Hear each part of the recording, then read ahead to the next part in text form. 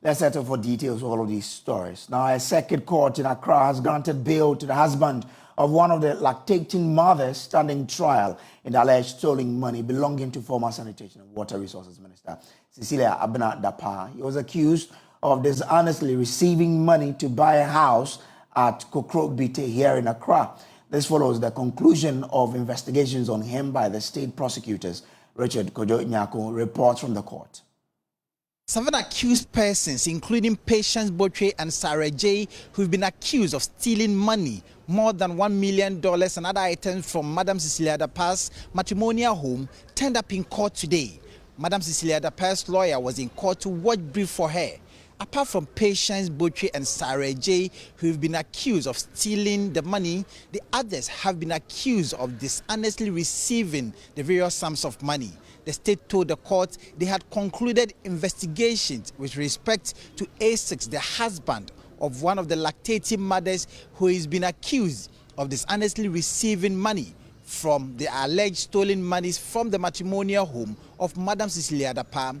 He's been accused of using the money he received to buy a house at Kokrobete here in Accra. His bail is in respect of the completion of investigations regarding his role in the stolen items. The court thus granted him bail to the sum of 300,000 Ghana cedis with 2 sureties to be justified. The state further asked for 2 more weeks for them to conclude their investigations. Meanwhile, the 2 lactating mothers who were granted bail to the sum of 1 million Ghana cedis are yet to satisfy the bail conditions given them by the court. Their lawyers say the bail conditions are so rigid such that satisfying them has been an arduous task. The court has adjourned the case to the 5th of September to enable the prosecutors conclude their investigations. Reporting from the court, my name is Richard for Joy News. Meanwhile, the Office of the Special Prosecutor is investigating the former Minister for Corruption and Corruption-related Offences. It is seeking to confirm at the High Court the seizure of $590,000 and 2.7 million Ghana cedis it found in her home upon a search and the freezing of her account, 2 of which are said to hold $5 million and 48 million cedis, being the value of transactions assessed by investigators over a period. Now, the more details are coming up in this particular matter, and we'll be bringing you all of those here on the Joy News channel. You can just log on to myjournal.com for more on this developing story. Now, let's take you to South Africa, because West Africa's biggest economy, Nigeria, has expressed interest in joining an alliance with Brazil, India, Russia, and South Africa, BRICS, under a multilateral framework called the BRICS. Now, the decision of Africa's most populous nation to tilt towards these emerging powers potentially has an impact of countries such as Ghana, which shared an integrated market with Nigeria under the Economic Community of West African States. Head of Diplomatic Affairs, Blessed Sugar, joins us from South Africa with more. Before this, let's bring you this one.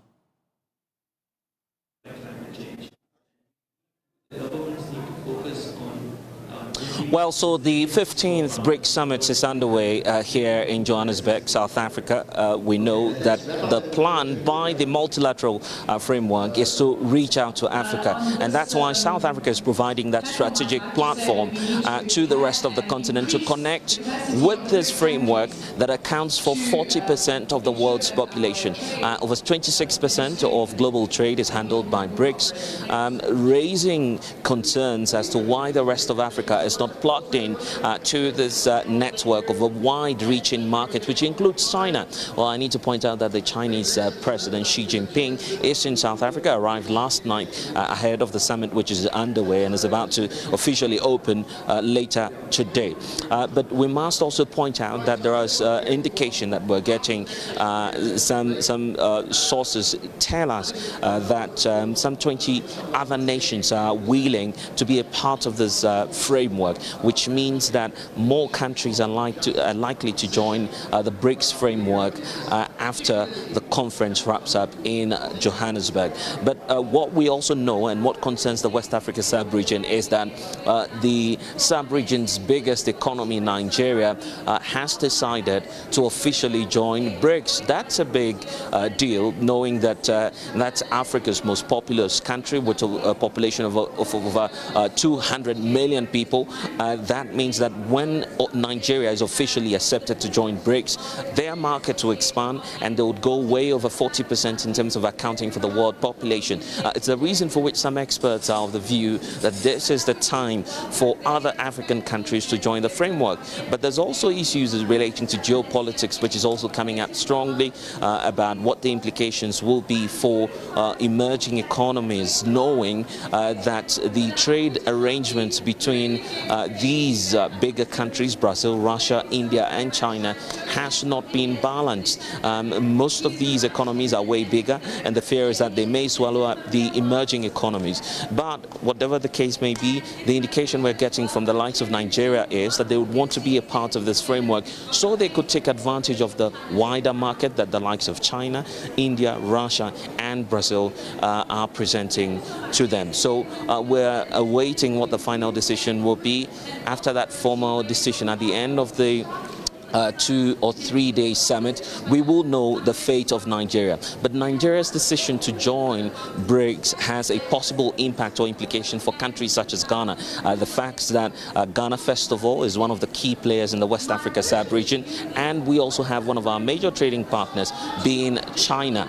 So we're waiting to see if Nigeria will be admitted. Once Nigeria is admitted, we don't know if it will be same for other countries such as Ghana and the likes in the West Africa region to want to join officially BRICS. There's also the question about how the continental free trade area, which Africa is working on, will fit into this trade arrangement of BRICS. Well, we understand that BRICS is carrying out an outreach program. That outreach program is targeted at ensuring that the Africa Continental Free Trade Area becomes an integral part or a multilateral engagement that BRICS can also plug into, because Africa is a green market, it's an emerging market.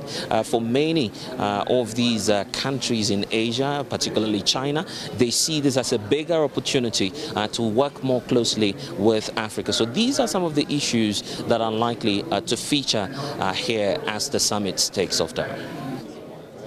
Well, the BRICS bloc, the way I'd like to look at it, provides opportunity for intra-BRIC country trade, and those opportunities have been brought to life, speaking from a practical point of view, through the trade missions that have taken place since South Africa was a member of BRICS. I mean, if I look back in 2010 when we became a member, and 2011 we started participating, the trade amongst each of the BRIC countries is around 7% or just below 10%. But now we're talking about the trade that has expanded to even, less than 30%. So that tells you that it's almost moving and will cross that mark of 30%. So that's how the benefits has come to be realized, in that within this trade facilitation, what you find is an opportunity for a layman on the street in South Africa to get an opportunity to showcase their products and services through this trade exhibition, and from there they create awareness as well as demand through these platforms, and that's how then it trickles down to the layman on the street in as far as creating jobs and opportunities of trade. There will be more from the BRICS Summit here on this channel, because our man Blessed Soga is on the grounds in Johannesburg. So stay with us in our subsequent bulletins. We'll bring you more. Now, though, the Ghana Gas Senior Staff Association is rejecting a report from the Parliament's Committee on Mines and Energy on a gas supply agreement between Ghana National Petroleum Corporation, GNPC, and Gensa Energy Ghana Limited. The deal involves provision of 50 million standard cubic feet of raw gas daily to Gensa Energy. The association is concerned that the deal's conditions could negatively impact consumers and potentially lead to some losses for Ghana. However, the Parliamentary Select Committee on Mines and Energy has investigated claims of irregularities by the African Center for Energy Policy, ACEP, and the Imani Center for Policy and Education, and found no evidence of losses in the deal. joining us now.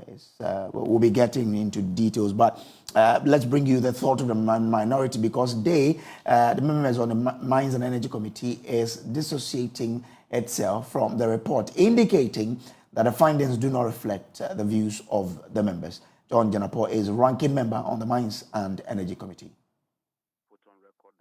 Committee's report does not reflect the views of the entire membership of the committee. Immediately, the chairman put out that report. As ranking member who represents the minority side, I issued a counter report. I issued a statement denouncing the report and stating that the report is inaccurate, contains factual inaccuracies, baseless assumptions, and does not reflect what the committee was supposed to do. And so let me put on record that the minority is not part of that committee's report in terms of its findings. We disagree in its entirety with the assumptions and, more importantly, with the conclusions. The committee was tasked to ensure that we deal with the critical issue of value for money. That has not been addressed. And so please don't associate us with that report. It does not reflect the value for money and that there are huge losses to the state. So this attempt to box us together is most unfortunate. And I've issued a formal statement to that effect. But more importantly, the Speaker has referred this very matter to the Committee of Mines and Energy and the Committee of Finance. We are yet to sit on this whole agreement. I think that will afford Parliament the opportunity to do a much more detailed job and come out with its findings in a fair and transparent manner. Well, this is an interesting development story. You remember this whole deal was a huge issue some months back. Now, the Energy Committee of Parliament says they see nothing wrong, but the minority is distancing itself from that committee, the report, and the senior staff of Ghana Gas say they have all the issues to be concerned about this particular deal. But we'll delve more into this deal with the chairman of the Senior Staff Association of Ghana Gas right after this.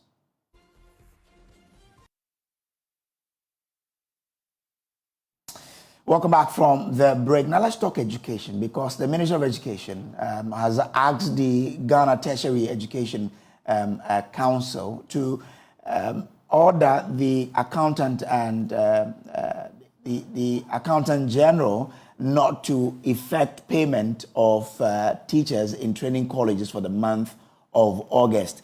Now let's take you through the statement that came up this morning. Now, it says, we write the instance of the Honorable Minister of Education requesting you not to pay monthly salary and allowances for the month of August 2023 to the teaching staff of all 46 colleges of education, CTAC. However, any arrears before August 2023 should be validated and paid. We count very much on your cooperation and urgent action, please. Sincerely, Saka Sayuti, Director, Administration for Director General of GTech. Well, this morning, the PRO of the Education Ministry confirmed this letter and explained that since they did not work for the month of August, they cannot be paid for that. But how is the CTAG reacting to the story? We have Prince Obeyinhima, who is president of CTAG, on the line with us. Grateful to you for joining us, sir. What are your reactions to this directive from the ministry? Good afternoon to you, and thanks for the opportunity. I think that as employees, we take directives from the ministry, and we cannot compel the ministry to act. So we are taking it as you are also reading it. But we have some concerns. There have been a lot of misinformation out there today, and we wish to use this golden opportunity to, as it were, set a record straight. One, the impression being created out there that today we were invited to a meeting at the instance of the National Labour Commission, and we refused to attend. I think I want to respectfully put it out there that nothing of the sort happened. We have not had any invitation to any meeting anywhere today.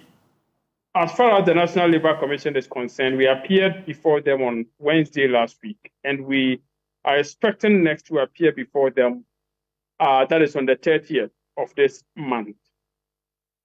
And then two, the information out there that we have misrespected the Honorable Minister of Education He invited us to a meeting that is yesterday. The invitation came on Friday, and we failed to attend.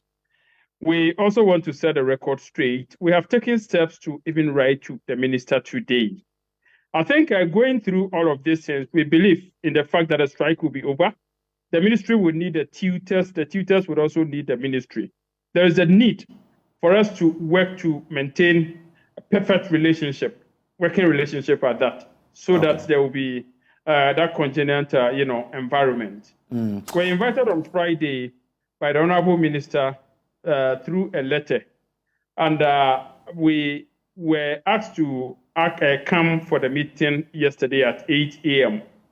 The invitation came at a time that we had closed our meeting in Kumasi, national officers. People had taken off, somebody going to Bewa, Hohoi, Atebubu, and all of that. So the best we could have done under the circumstance was to have politely written to the minister without any malice, asking that we be given the chance to have the meeting online. We've done that with the minister before because of the circumstance. But the possibility of having to hit Bewa and then to return on Monday, 8 a.m. wasn't just there practically. So we appealed to the minister. We didn't get any response till yesterday when news started going around on platforms that we have disrespected the minister. We want to say that we appreciate him. We really know how he's been there for us in difficult times, spoken for us, he's advocated for us, and we wouldn't do anything to run down his office or to disrespect his office. So that is, for that. Thank you for that opportunity. Well, we understand that the National Labour Commission asked you to return to the classroom once all your grievances had been acted upon by the ministry, but you refused to. Why did you do that? It's important to mention that the National Labour Commission on Wednesday appealed to SETAG. And it wasn't only the National Labour Commission that had appealed to us. Other well-meaning Ghanaians and even the minister himself had appealed to us.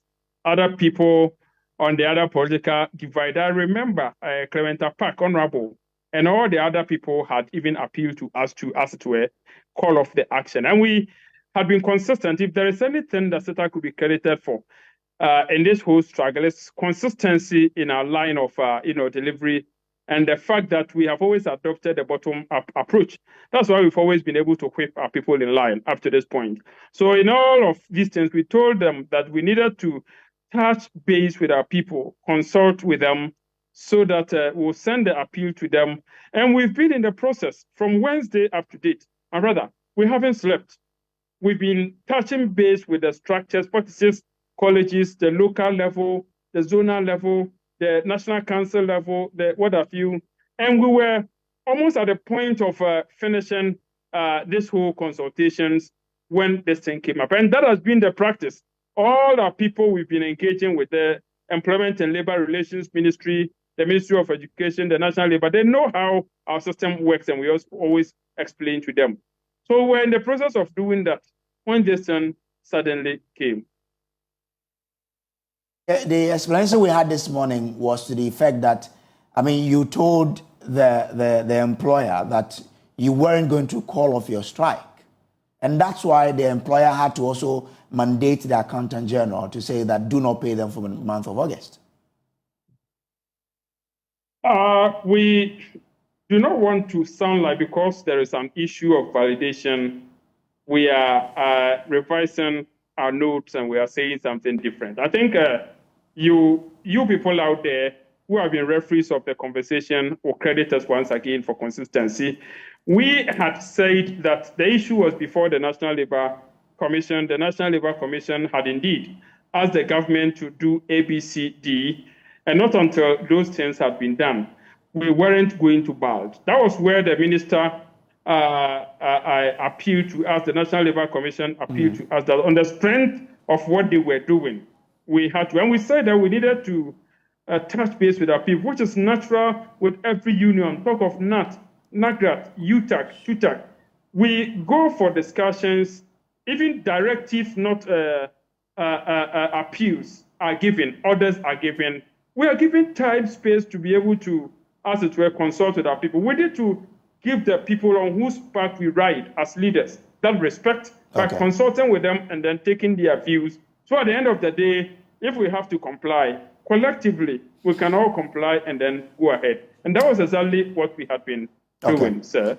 Stay with me. Let me bring in Bismarck Tay. He is Deputy Managing Editor for Teacher Educational Journal. Tay, I'm grateful that you could join us here. How do you respond to this now that government says, I won't pay the teachers for the month of August because they did not work? All right. This morning on the AM show, we're speaking to the PRO for the Education Ministry, Kwesi Kwarteng, and we asked him, why this? Listen to him. Talking about the same thing. What essentially means is that it's a way of boosting or increasing access. At the same time, ensuring that you are maintaining the quality component of education. Okay. So most of the practical lessons, in order to also augment the practical lessons, you also introduce a virtual one. I mean, all over the world, even in universities, we use simulations and other things. So it's just a way of augmenting it, not necessarily the lack of availability. Thank you are aware we've introduced them. But before you go, there's a letter from the Ghana Tertiary Education Commission, GTEC. It says, we write at the instance of the Honorable Minister of Education requesting you not to pay monthly salary and allowances for the month of August 2023 to the teaching staff of all 46 colleges of education, CTAC. However, any arrears before August 2023 should be validated and paid. We count very much on your cooperation and urgent action. And this is addressed to the Comptroller Accountant General. Why this? Well, there is a history to that, very briefly. So, CTAC had their conditions of service expired. And so, I mean, the requirement was that they negotiate or engage their employers and agree on the new conditions of service. That was done and approved by even the Ministry of Finance for onward payment. But right after the approval, CTAC raised a concern. And their major concern was that 4 of the items, according to them, they flagged it because according to them, their point is that it has been unilaterally changed by Fair Wages and Salaries Commission. So what we, the Ministry of Education, even did was that, well, indicate those 4 items, let's look at it again, and then prompt the Ministry of Finance for them to take into account. That was done. Approval was given for payment. But that was around 21st of July, because we were just entering into August. And the Ministry of Education informed CITA that this is where we are. Everything has been approved. In any event, we are going to, even in terms of your payment, all outstanding arrears are going to be backdated.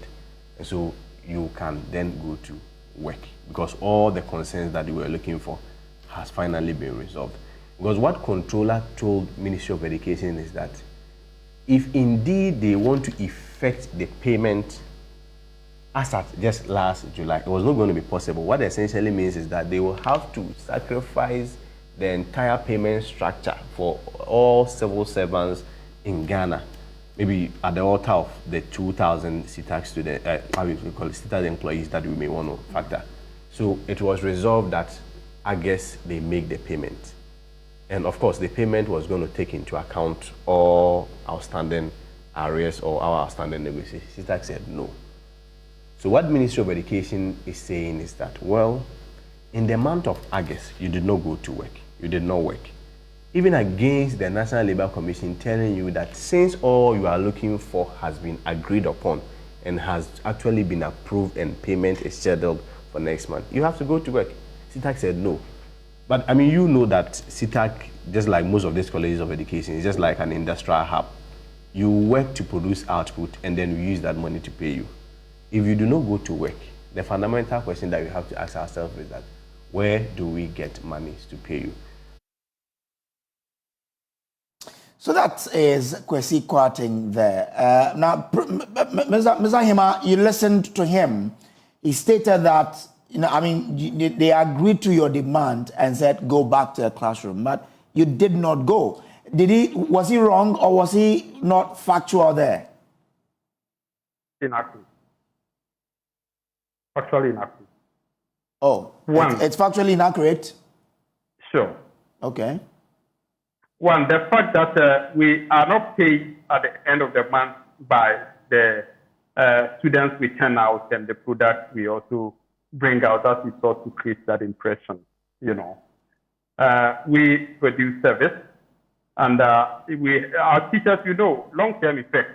For the students we are producing today, it will take them a number of years before they finish, go out there. But we are not even looking at that. And then to say that we have said we're not going to work since even though the Ministry of Finance had indicated the difficulty they had in paying us and that it was going to, through the entire pay what have you arrangement for the public sector overboard. I'm hearing this for the first time, and I should be glad if you can ask him to produce one single documentation to that effect. Certainly, if the ministry has communicated with us on that to that effect, there should be evidence. We communicate through, letters. Let him show one letter to that effect.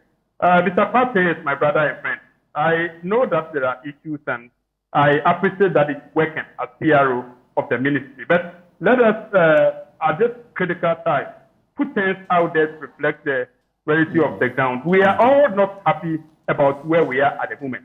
But some of these things do not help. Some of these statements do not help matters. All right, okay. Thank you. Stay with me. We've been joined on the line by Larry Agbado, Managing Editor, Teacher Education Journal. Larry, grateful for you to join us here.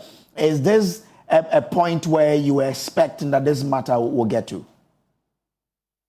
All right, thank you very much, and good afternoon to your good self and then your viewers across the world. It's quite unfortunate that this particular issue had to get to this level. Looking at the processes we had to go through. Before CITAC declared its strike on the 1st of August, weeks before that, they had given some kind of warning that they intended to go on strike by 1st August. So all their actions were made clear and known to everyone that this is what CITAC intends to do. The worry, however, is how the relevant stakeholders, especially governments, did not take these actions of CITAC or this warnings of CITAC serious to plan or work towards it. And to the level that we are in the 4th week of the strike. And if you know the colleges of education system, you know that every single week counts a lot in the colleges now, because government is feeding the students. So it means for the past 4 weeks, government has been feeding the students, but virtually nothing is taking place. So where do we go with this? Now, the critical thing that I feel we should also be looking at this point is that the steps government through the Ministry of Education is taking. Is it a case that there was no better way we could have resolved this issue? Because yesterday when I was speaking to some CITAC members, you could see that the actions by the ministry, it's something that is rather going to anger them. And most of them were even calling that if that's the case, they wanted to extend the strike beyond even the 4 weeks that we are in now. But I appreciate the fact that they are willing to extend. Yes. So if you interact with their members on the ground, and let's be guided by history. This is not the first time government has actually taken a step like this. Somewhere in 2018, the then Minister for Education, Dr. Matthew Poku Prempeh, also did a similar thing where even, I think it was November 2018, their salaries were not paid at all. But I think later, CITA took the matter up and they were paid later. Okay. So we've seen this before. But at this level, I think we should all get to the table and find the best solution that can help that our tutors can return back to the classrooms. For the trainee teachers who are on campus right now, we have just 2 levels on campus. See how best they can make use of the time.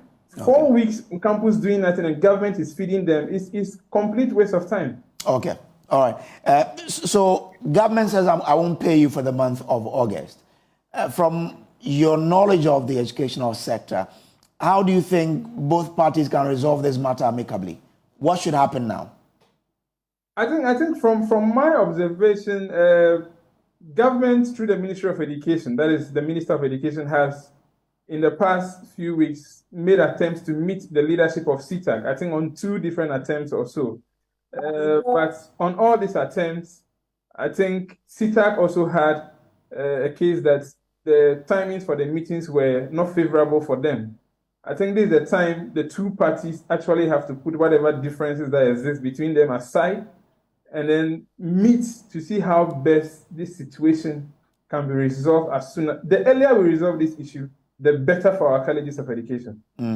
Well, government says I have already accepted your request and asked CTAC to go back to the classroom. They did not go. So, I mean, what else do you want government to do? I think the necessary thing here for government to do is to also show some level of commitment that what we intend to do or what we promise to do for you relating to your conditions of service and the compensation for the all year round working. I think if you interact with most of the CTAC members, they just want to see some level of commitment that yes, government has put on paper that yes, by this time, we are going to receive this. Because they also feel that all these years it's just been lip service. So they really want to see actions. And I'm sure when they see any commitments, and that commitment can also happen when the 2 parties agree to meet on the same table. Okay. So all right. It's time they lose their entrenched position, then meet halfway to see how best they can resolve these issues. Very interesting. Let me return to Prince Obinghima. Prince, so what is your next line of action? What do you intend to do?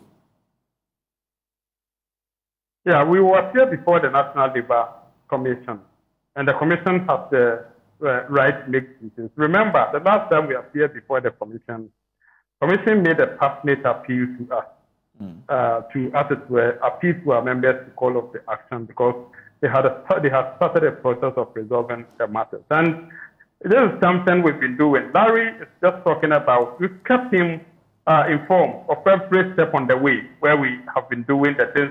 So the structures, local levels, the zonal levels, and what have you, we have almost gone through with the discussions and consultations. So let's think about it. But we are not perturbed. We'll continue to engage with our members. The directive notwithstand them. If at the end of the day our people feel like we have to go back to work, if they decide that we have to go to work and the government say the way it is, why not? We'll go with the decision of the directive. Okay. And we're also looking forward to the National Labour Commission coming clear on this matter so that we'll know what the rule of law says. But as I said initially, we are using this opportunity to reach out to the Honourable Minister that we wouldn't in any way do anything to disrespect him or his office. We revere him as the direct rep of our employer, and we'll give him the recognition that it is. What we have just said is that as for in-person meetings, just like all other stakeholders, they know the scattered nature of our situation. They give us prior notification, maybe 48 hours, 72 hours, so that our people can converge. We'll think through and then we'll proceed to attend an Accra meeting. Thank you very much for the opportunity. So is this something that you're expecting the government to withdraw the decision not to pay you for the month of August? Like Larry rightly said, I believe that there is some kind of misinformation and some disconnect. So the minister isn't getting our intentions very clear. And naturally, if I were the minister and you were on strike and I invited you, somebody that I preside over, or your group that I preside over, and I get information that you said you won't come, certainly you will feel upset. Okay. And that would embolden you into taking such a decision. Okay. That is why we reached out to him by writing to him to give him the background behind all of this. So I believe that there is a time for us to have an interface directly, not a showdown, so that we'll be able to, as it were, have a conversation around the table, understand one another. Remember, at the end of the day, whatever it is that happens, it's teacher education that suffers. If we are able to resolve the matter, it is teacher education that ultimately will be the beneficiary. And posterity will judge all of us where we are. We are teachers, the minister, and wherever anybody is. Posterity will judge us one day. So we need to do things right, Prince, I believe. I mean, if I understand you, you feel that this directive can be withdrawn and your salary is paid to you. It can be withdrawn because we think that the National Labour Commission and all the other people that are refereeing the issue haven't declared our action illegal. We are not even looking at it from that legal perspective, but showing the goodwill that we are talking to our people. Our people are almost at a point where they will listen to the appeal. I believe this thing was needless, and the minister can take a second look at it. Prince Obinghima, grateful to you for joining us. He is president of CTAC there. Now to other stories, and the paramount chief of Krachi in Chumoro traditional area, Nana Obrimpon, Kenya, the second says his traditional area has been left out in terms of roads and other developmental projects. The president, Nana Addo Dankwa Akufo-Addo, in 2021, during his appreciation visit to the region, promised to construct a bridge over the Oti River as his legacy for the region. This promise is, however, yet to be fulfilled 18 months to end his tenure as president. Peter Seno again has details.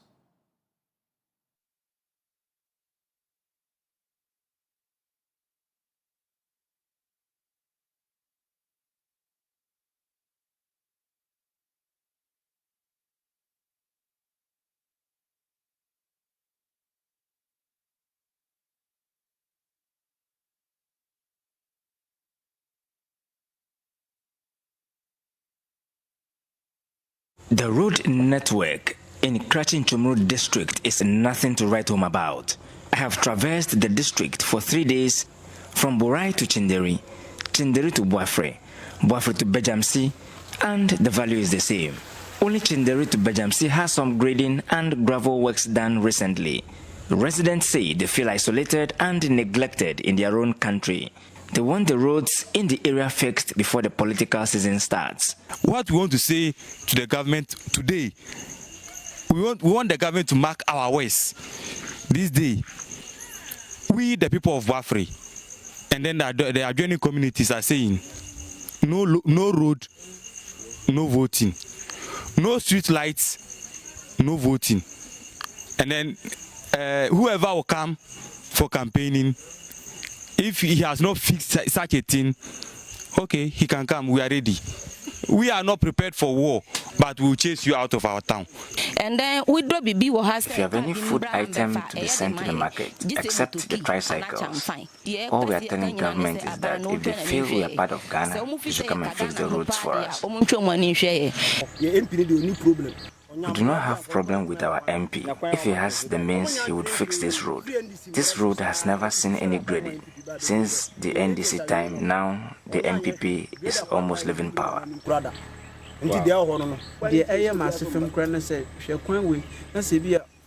If ambulance is to transport any emergency case on this road, the person would die straight away.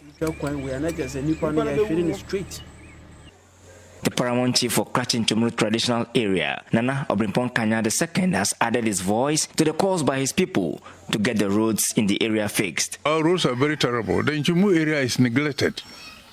Why do you say so? Because nobody comes here to help us develop the area. We have our district council treasurer, we talk, our MPs are not helping us, the government is not helping us. And we are not known. The government's NDC, MPP from CPP time, after the fall of Kwame Nkrumah, the area had been neglected. The old roads constructed during Nkrumah's regime, they are the same roads we are using. NDC came and went away. MPP has come, the same thing. We produce a lot of yams, cassava to Accra, but they've neglected us. They've neglected us. We don't know. They are not cooperating with us at all. They only want our votes. But I want to tell them that next time we are very, very careful. If they don't help us, we will also know how to treat them. both NDC and MPP. We haven't benefited from them at all. So the election is coming. The government in power, be careful. He has asked political actors in the area to get up and work for the development of the area. I'm telling all the politicians who apply in this area, they should be up and doing, because they are not helping us at all. They come to deceive us. We make this thing for you, we vote for you, then you run away. The president, Nana Akufo-Addo, in 2021 promised Nananom in the region that his legacy for the region would be a bridge over the Oti River. But Oti Bridge to them, I am determined and I've made the promise and I am going to see to it that it is done. I am here, local legacy, it is going to be my legacy for this region, Oti Bridge. Yes, and only technical university about. However, with 18 or so months to end his tenure as the President of the Republic, Nana Obrimpong dares the President to make good his promise to Nananom of the region. So the Oti Bridge, I am laying emphasis on this. Your promise, Nana Akufo-Addo, the President of Ghana, your promise, don't forget, we're asking you to have that bridge so that it will ease transportation problem in the area. With the frequent breakdown of the ferry, a bridge on the lake would be an excellent alternative to ensure rapid economic activities and to save lives of residents at the overbank needing secondary health services. Peter Sanu for Joy News.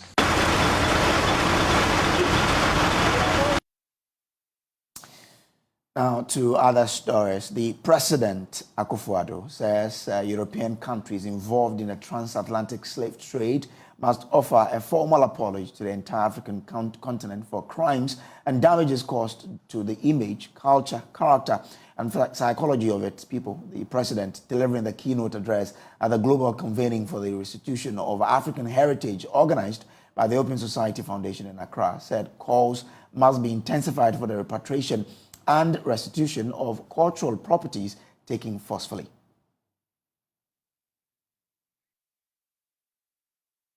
Many of our audience, the slave trade era was very far away. Isaac Ofeje with our researcher desk joins me with some background information on that particular part of our history. But first, let's listen to the President. I'm aware that countries such as Senegal, Nigeria, and Benin have managed successfully to regain possession of some of their cultural properties that were illegally moved out of their territories. Ghana has also successfully restituted some of its stolen cultural properties and relics. For example, in 2008, the government of Ghana collaborated with the elders of Ahanta to return the severed head of Nana Bedu II, who was executed in 1838. Other success stories include the return of some family collections of the Ashanti royal family and an Ashanti stool in 1985 by the British government. Before I conclude, let me state that the subject of restitutions must go along with the matter of reparations. No amount of money can restore the damage caused by the transatlantic slave trade and its consequences, which have spanned many centuries. But nevertheless, it is now time to revive and intensify the discussions about reparations for Africa. Indeed, the time is long overdue. If reparations can rightfully be paid to victims of the Holocaust, so reparations can be paid to the victims of the slave trade. And even before these discussions on reparations conclude, the entire continent of Africa deserves a formal apology from the European nations involved in the slave trade for the crimes and damage it has caused to the population, psyche, image, and character of Africans the world over. The Caribbean community, CARICOM, has unequivocally announced its demand for the payment of reparations. And I would urge us to engage with our kith and kin from the diaspora and form a united front to advance the cause of reparation. So that's the President, His Excellency Nana Addo Dankwa Akufo-Addo there. Joining us in the studio for some discussion on this is Ibrahima Khan, who is the Special Advisor at Open Society Africa. Hi, good afternoon. Hope all is well. Yes, so far so good. All right. We also have Professor Toussaint Kafahire Muhula, who is President African Studies Association of Africa. He is also the Director General of the Arope Center for Research and Training. Prof, good afternoon. Good afternoon to you. Thanks for coming. Thank you for having us. Why is this, reparation and repatriation, whatever, so important to the continent of Africa? Well, it's really important for the continent because what was done to the continent was really, really terrible. First, you have the slavery. After the slavery, you have colonization. And during the colonization, they looted, all our communities. They have taken, what was really precious for our life and taken to European countries and now exposed in European museum. If you look at our economy, if you look at the way we live today, it's the consequences of all those criminal acts that was done in the last 5 centuries.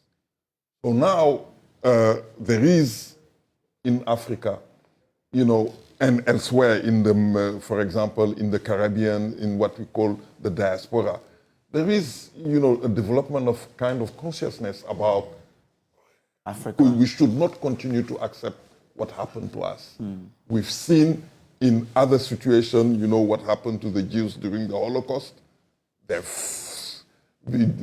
situation was sorted out, and you have many, many other claims coming in a different part of the world.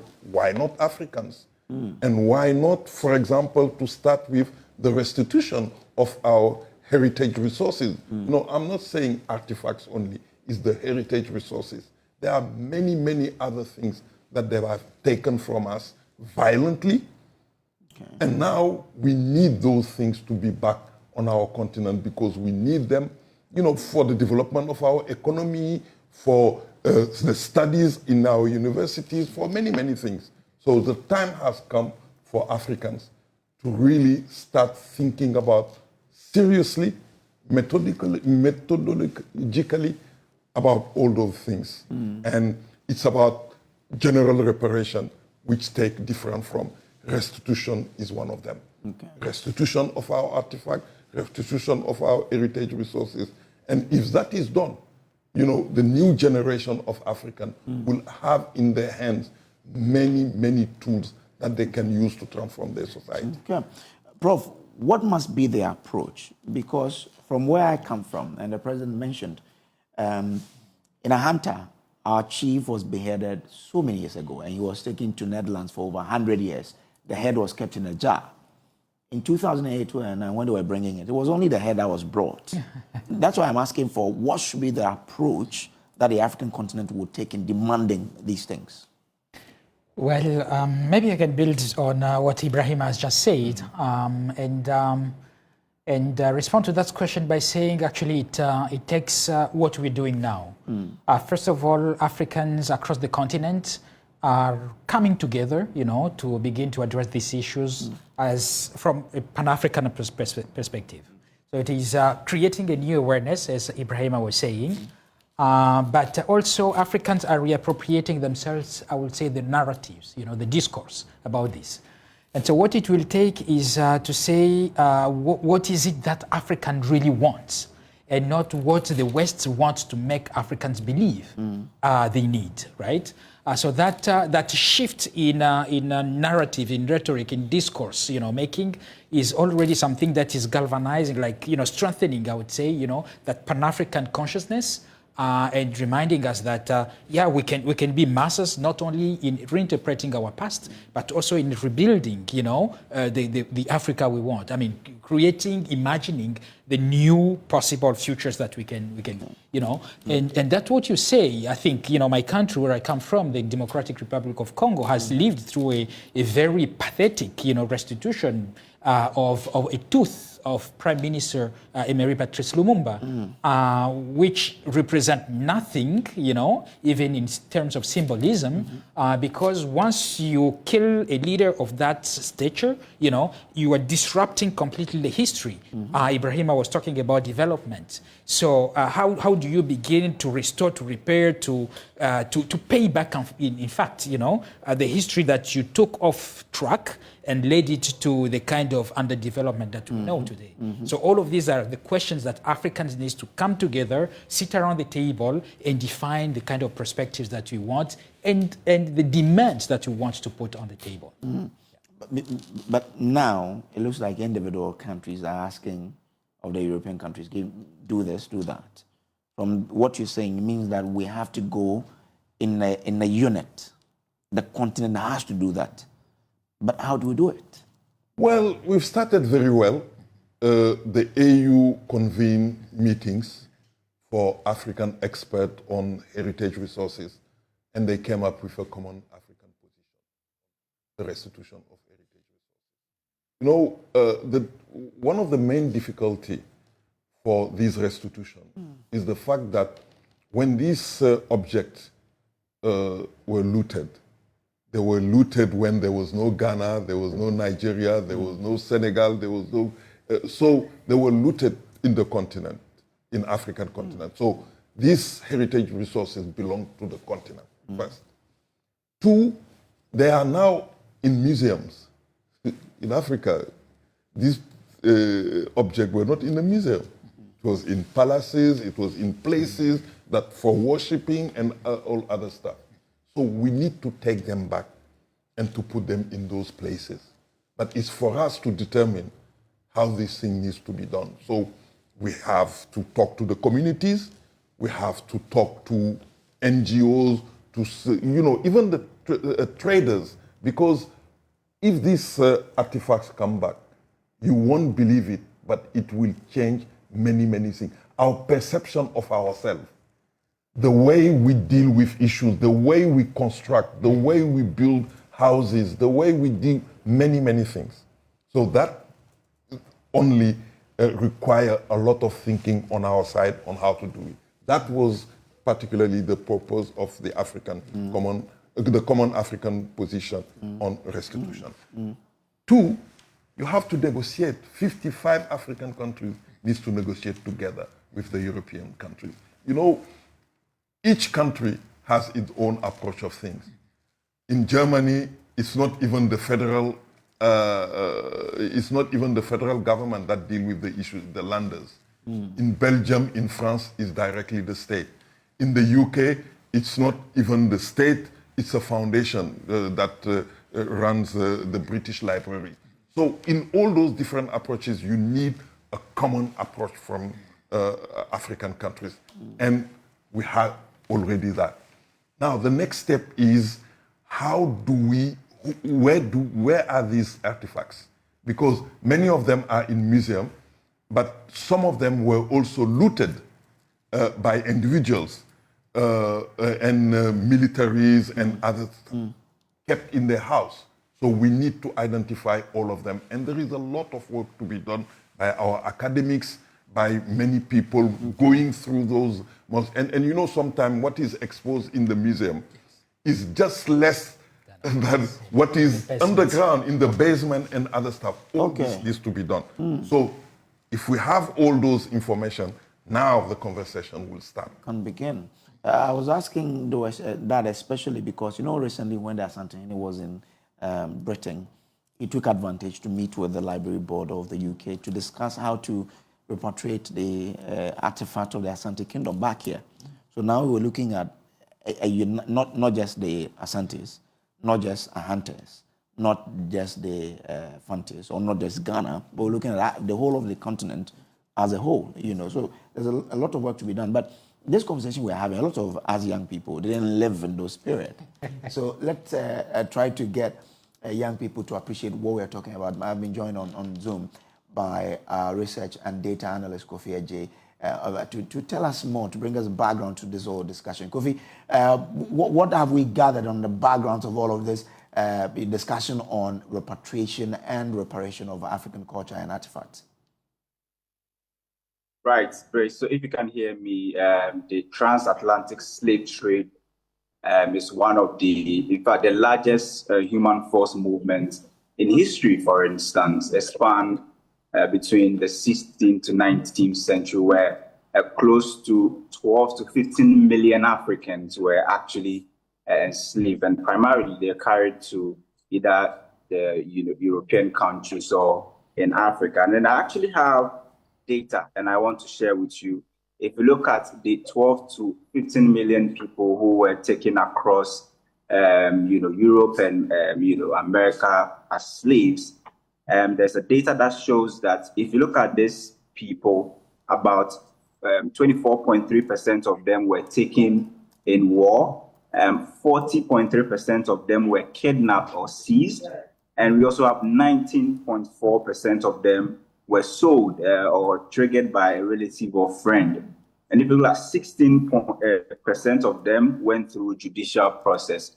And so even if you look at the slavery itself, those who were actually sold were about 19.5%, but those who were kidnapped or seized, that's a whopping 40.3%. And so that's the what the data actually tells us. The transatlantic slave trade is one of the largest human force movement that ever happened in history, where close to between 12 to 15 million people, some even estimated to be around 20 million, were taken from Africa. Not just human force, but just like you're saying in the studios, artifacts and all of those things. And people now have the argument that if we bring back this artifact to Africa, then we'll now have a positive effect on our economies. Because if you look at tourism, for instance, in Ghana, the inflows is estimated around $3.3 billion every year. And it contributes about 5% to GDP.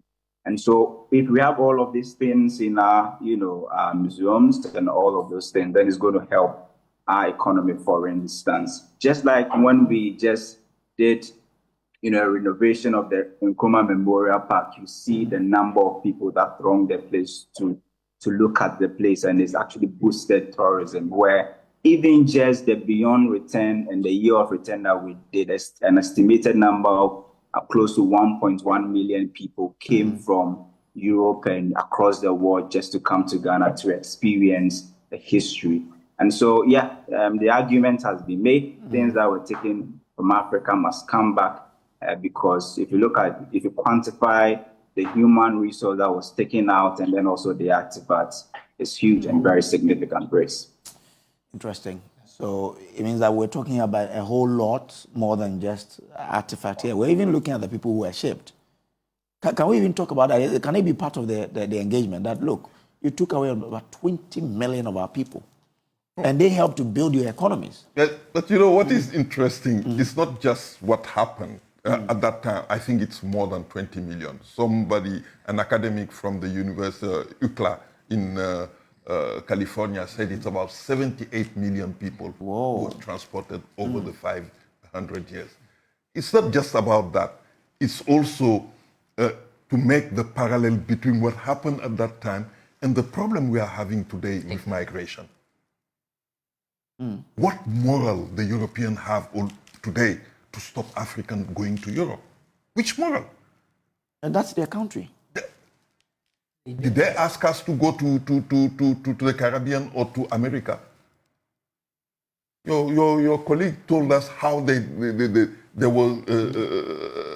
taken to that place. This work give us more argument in everything that we are doing in Africa. Not only on economic aspect, but even political aspect, because today what is happening in migration is the European telling us who can move and who cannot move. Okay. In the past, they didn't ask the same question. They came they came, took them, used them. The economy of many places. Recently, the Guardian, that newspaper in the UK, showed that cities like Manchester, cities like Bristol, even the royal family gained from the slave trade. So today, these people have to account. These cities have to account because their wealth is based on, the blood and tears of African. Okay. So when I say the homework needs to be done by African, it's that type of work. Okay. To be done in the way that politically, economically, socially, we are bold enough now to confront those who are trying to undermine us in different ways in international relations. Prof, when Ibrahima was speaking, he made mention earlier, he spoke about the Jewish example and how they said because of their killings, they made certain demands. Can we then say, for example, the same issue about those long years ago, how my king's head was beheaded? It was the Dutch-Hunter War that resulted in the death of this man. It resulted in the death of a lot of people. Can the case be made that because of the several wars the Europeans, brought on the continent of Africa, these are the demands that we, the children of the continent, are making? Well, my fear, honestly, is that we are thinking these important questions within a Western paradigm, which concerns mostly economics. Okay. So I think oftentimes we tend to reduce it to that market, type of thinking. I think when your colleague was talking, he said, just think about, the amount of money we can generate from museums, even if these artifacts had to come back to the continent, and this is the value added to the kind of conferences that we're having, this coming together, we're creating spaces where Africans from all walks of life, from different disciplines, from, we can come together and we begin to think and to shape the kind of policies that we would like to see, happen, and the kind of futures actually that we would like to imagine for Africa. And so I think it will be a trap that we need to be aware of, to continue thinking within the very framework of economic, like the capitalism of the West, right? The question has ramifications that are deeply moral. I think Ibrahim had talked about it. That are deeply spiritual, right? Because a human being and the value that we add to this life transcend, I would say, the amount of money we can generate. It is how do I look at your face and I recognize that there is a huge moral responsibility that I have vis-a-vis of you, whether you are bringing money to the table or not. And so I'm just bringing this to the attention of the the audience to say yes, the question is much deeper and much more complex. And I think Ibrahima has tried to also refer to that complexity of the question. So I think I've heard about research, that we need to do a research to understand what the real issues are. Is that where we begin from? If we get step by step, how do we do it? Research is certainly part and parcel of what we're doing. And as I was talking before, I said everybody coming around the table has to bring what they have to bring. Scholars, academics, researchers have to do their homework and teach us what to do with all of these artifacts, for instance. Because what we are saying is that the artifacts in themselves have value that is way beyond, the capitalism of money. Why? Because they represent not only our libraries, that is where knowledge was stored, in our own, ancestral ways. They represent maybe our shrines, that is where maybe our ancestors, we used to worship. So it is all of these that we need to begin, researching and saying. And I think when Ibrahima talked before, earlier was saying, where do we bring them to, when we doing that physical movement of restitution. Do we take them back to the museum, or do we give them a new life where they can belong to the museum for a moment and belong to the community where they would be like subjects performing all these meaningful rites and rituals that really add, meaning and value to our lives. So all of this is part of that research that we are doing. So it is not research simply to say, oh, this is the provenance, these are the stages that the object, had to take before they could get there. These are how many are exposed in a museum and how many are left maybe in the basements or in private collections. That is part of the research, but it is not all the research that needs to be done. And Can I also add that education is also a very important aspect of it. It was looted 200 years ago, 100 years ago. The new generation need to know what are these objects. Okay. What was the significance of this object for the community? How the community was using this object? What importance this object has for the community? We need to educate our communities on the importance of that object. 3, there is an economic dimension of it because it needs to inspire. Okay.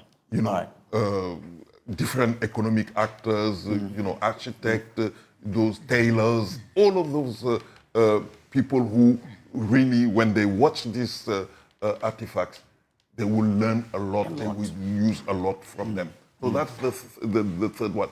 But the 4th one for me, it is which for me is the most important one. It's the significance for the continent. Okay. It's part of our identity, part of our heritage, and the usefulness of the heritage is to know what to do next. Okay, all right then. It's a wonderful conversation that I'm sure we can finish today. We need to have it more often, so that a lot of us will learn, in this regard. I'm grateful to you for coming. For example, now you've told me that the head that was brought, we shouldn't bury it. We should put it in a museum that the young children will come and learn from it. So I'm grateful to you for coming through. Ibrahima Khan is with the Open Society Africa. He's a special advisor there. Professor Tusan Kafahire Muhula is Director General of the Arupe Center for Research and Training. He's also the President of the African Studies Association of Africa. Interesting conversation, but this is still the pulse here. Although great efforts have been made in increasing awareness and acceptance of autism, autistic people still face discrimination and are most often misunderstood. The Head of State Awards Scheme, an initiative which is changing the narrative and ensuring that children on the autism spectrum are not hidden but given a voice. There's more in the following report. The Head of State Awards Scheme, an initiative instituted to equip, empower and transform the lives of young people as an extension of its mandate and program, set up the Life and Legacy program with the aim of offering and supporting individuals suffering with autism with the required skill sets to sustain themselves in the ever-changing world. Speaking at the awards ceremony, British High Commissioner to Ghana, Harriet Thompson, highlighted the Commission's support in pivoting the improvement of autistic growth in the country. I'm glad that the organisers of this award ceremony, HOSA, is leading the way in this with their programmes and initiatives which are centred around investing in people, building capacity, deepening expertise and rewarding and celebrating success, which is what we are here to do this evening. For an award on the legacy of the late Prince Philip, I thought it would be essential for me to highlight a few of the values that the late Prince Philip stood for that are reflected in his life and service. A strong work ethic, leadership, duty, sacrifice and loyalty. These values are pivotal to anybody's growth. And here at the High Commission, we aim every day to live out these values in our daily work, in the policies, in the projects that we partner with here in Ghana and around the world. The UK is focused in Ghana on supporting quality teaching. The child may be the future, but the teacher is the key to unlocking that future. So, for example, through our TTEL programme, for instance, we've supported all public colleges of education in Ghana to improve how they train teachers. Over 15,000 new teachers a year ago are going into schools with more practice and better skills to teach inclusively at the right level and in the right subject. When you climb a good tree, it's when you climb a good tree that we push you. Please, someone connect my pronunciation later on.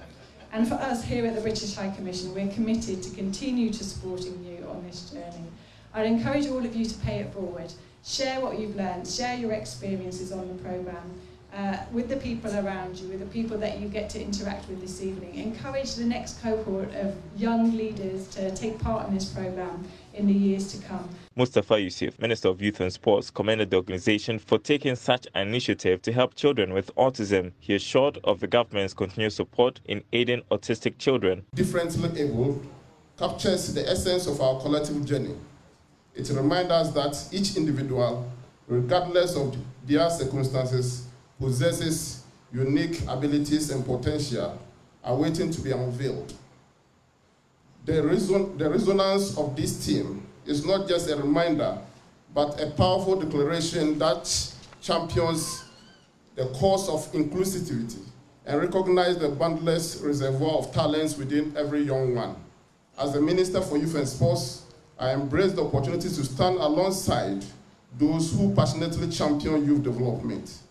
It's a privilege to witness the transformative impact of initiatives that cultivate empowerment and equip our young generation with the tools that they need to flourish. Let us remember that our support, encouragement, and belief in the potential of our youth can ignite a mind of change that radiates far beyond these walls. All right, now let's have a very beautiful conversation that borders on you and I. Now, have you or a friend, family, or colleague at work experienced what depression is? Well, it is prevalent in Ghana. A report by the World Health Organization study on global aging and adult health data reported depression prevalence to be between 6.7 and 13.6% in Ghana's population. The situation could be worse, and depression and anxiety affect us in many ways. We have someone with expertise in this area and seeking to help address the problem in her own little way. Joining us now is Raven Cross, a psychiatric nurse. She's also the founder of the non-profit organization Ubuntu Mind. Raven, great to have you here. Yes, and I love the name Ubuntu. Because you are because I am, yeah? Exactly. And I am because you are. Exactly. That's the mindset Ubuntu. Yes, yes, okay. It is. So walk us through this whole depression, because a lot of us don't even if I have it, I don't even know. Right, right. So let's understand, what are these, what would I see for me to say, this is depression? I can't sum it up in this little bit of time, but I can tell you this. Okay. It's more than a seeing, it's more of a feeling of embodiment. So depression comes in different ways, different forms. I'm eating too much, I'm eating too little. I'm sleeping too much, I'm not sleeping enough. I can't connect to my family, I'm connecting too much with my friends, or vice versa, right? There's a huge spectrum.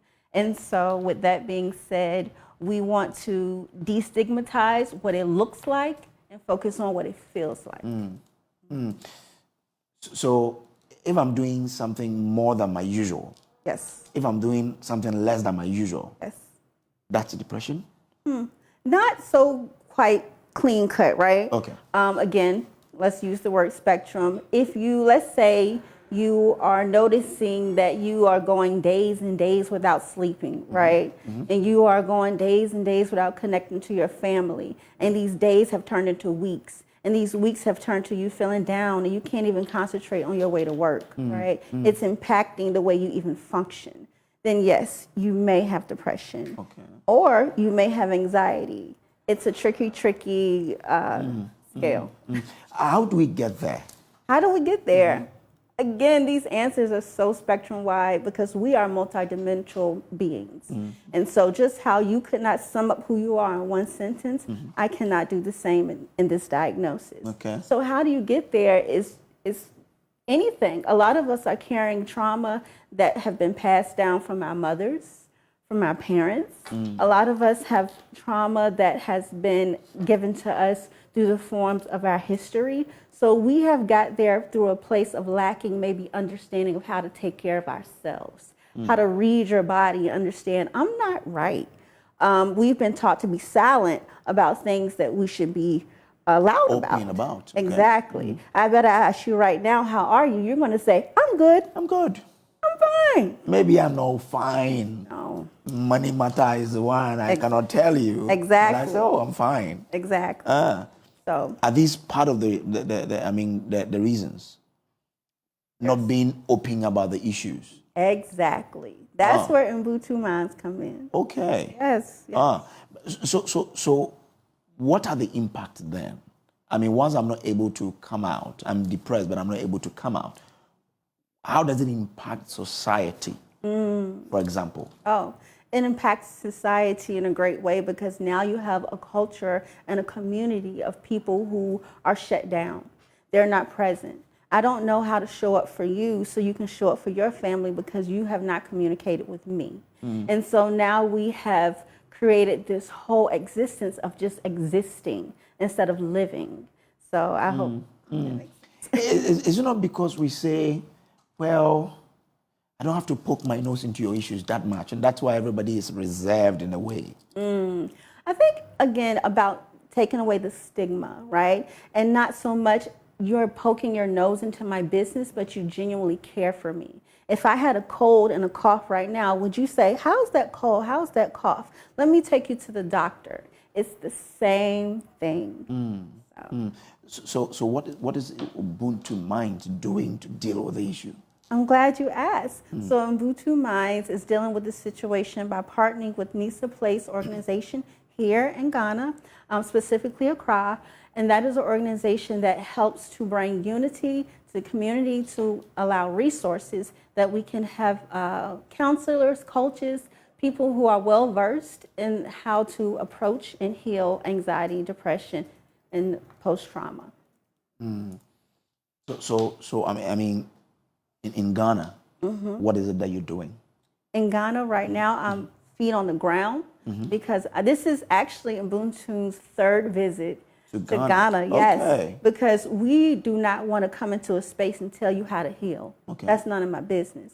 I want you to tell me how it can help you heal. Okay. Right? So this is why we are here. We are here getting feedback from different organizations saying, what are you seeing in the community?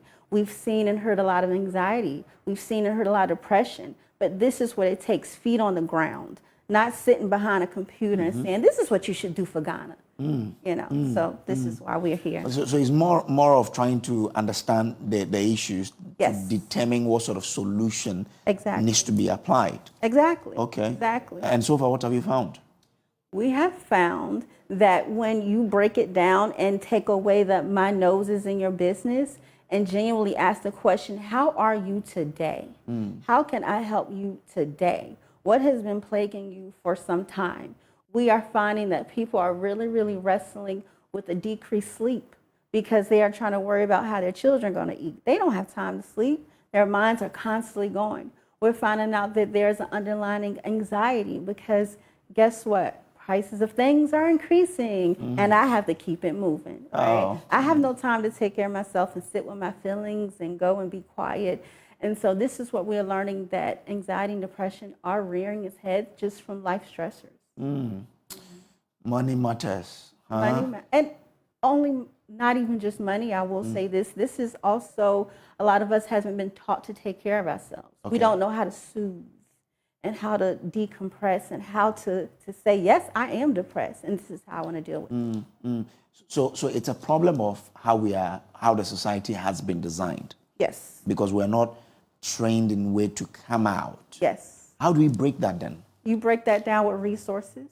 I want to break out some numbers real quick. So currently, I was looking up in the World Health Organization states that there are about 2.3 million people in Ghana who may be suffering from anxiety, depression, or PTSD, which is post-stress traumatic syndrome.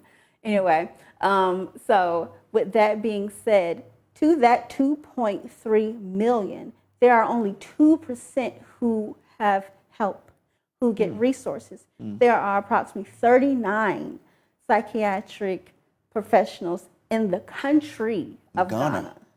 So to deal with the over 2 million people. Yes.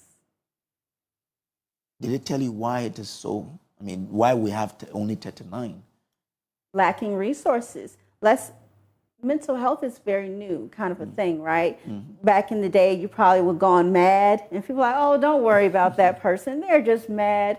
But now people are being honest and they're being open. And now there is a need for help. There's a need for ushering in assistance. There's a need for unity. Okay. And this is why I am because you are. You can't do anything alone. You can do it. Exactly. So I guess one of the solutions then is to look at how we can increase the number of psychiatric specialists in the country. Yes. Is that something you're considering?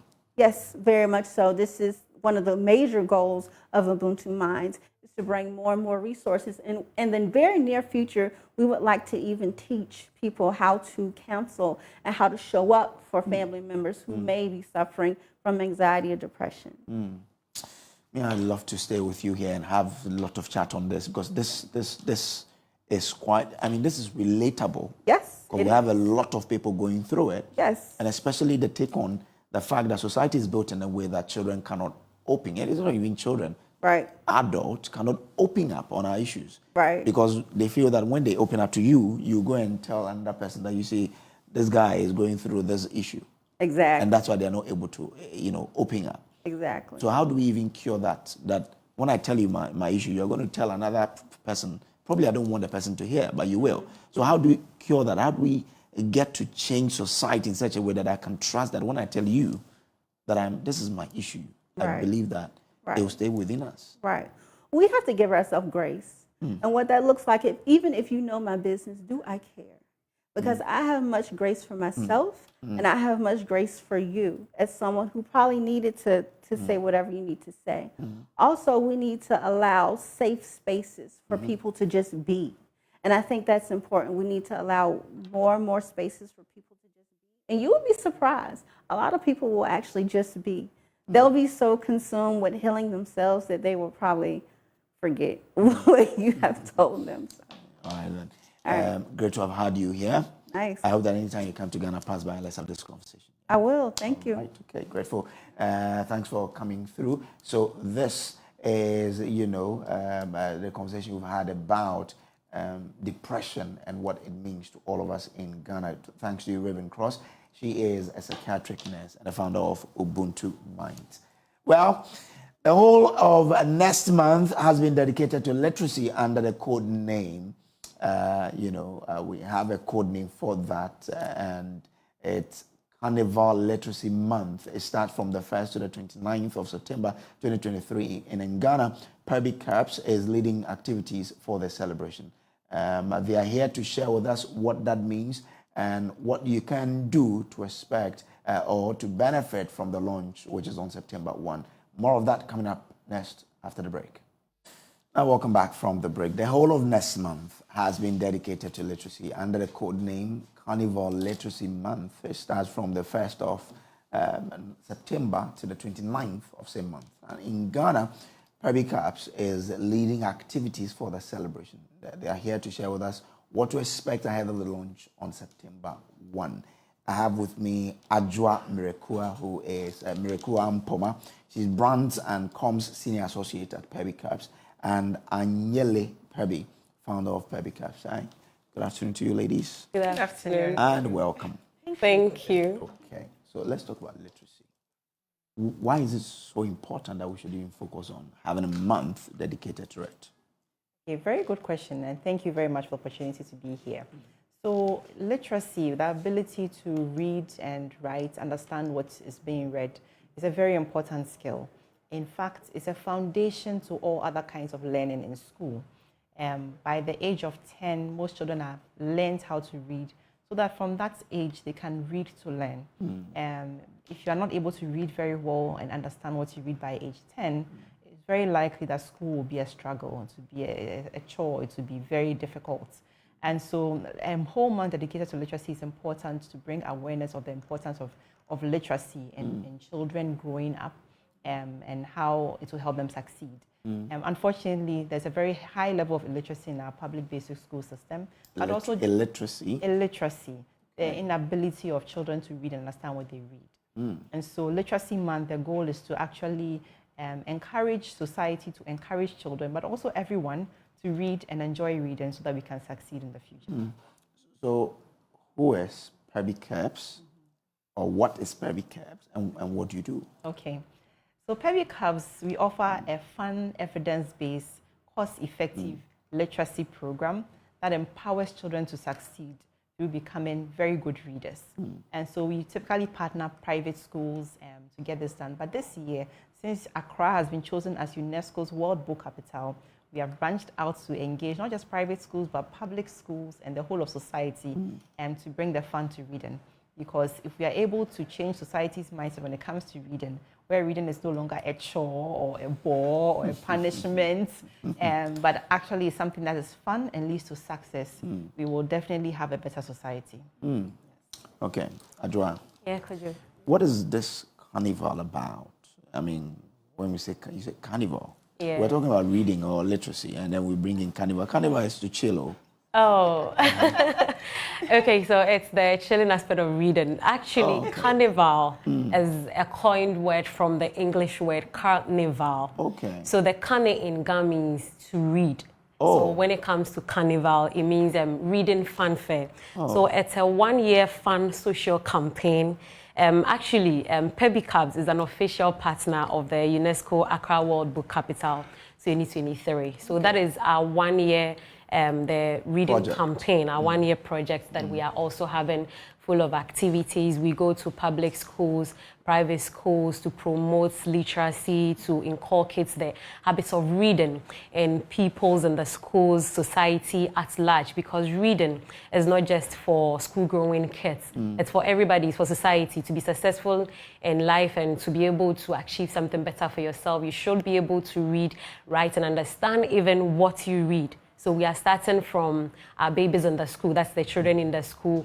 When you inculcate it in them, that is when they grow with it. And then the fun aspect also makes it more lively, because we don't want them to see it as a chore anymore. We don't want them to see it as a punishment anymore. But then they should enjoy. It should come naturally from them. So at the end of the one-year campaign, the message we want to put across society is that reading is fun. Reading leads to success, so everyone should read.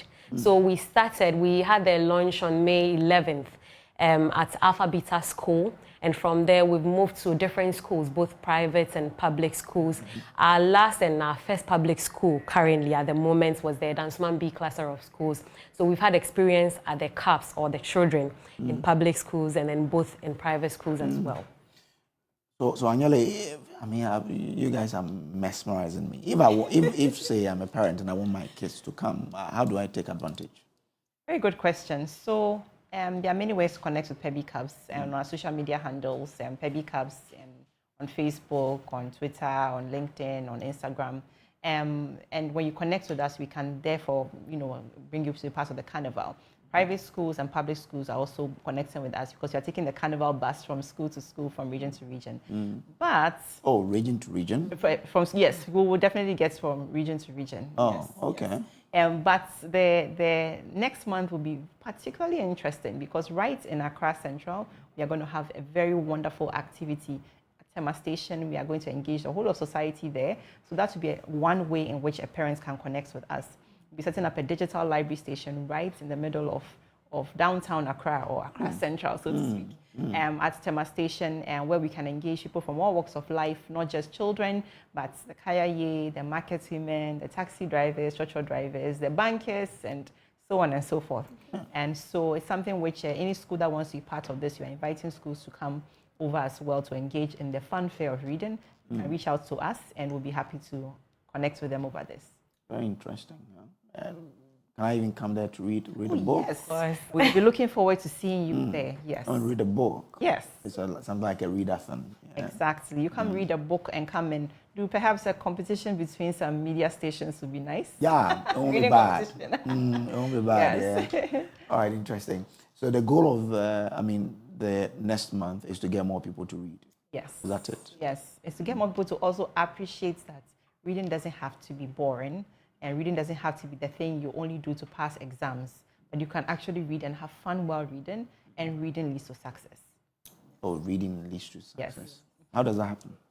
Oh, reading leads to success because for you to become a lawyer, for you to become an accountant, whatever profession or whatever you want to be, if you don't learn, if you don't read, even if it's mathematics that you are studying in school, it's about reading. You should understand. So if you're able to read, you're able to understand, definitely you'll be successful because that's the basis of everything. So when I'm coming to an event, would I have to plan to pay something?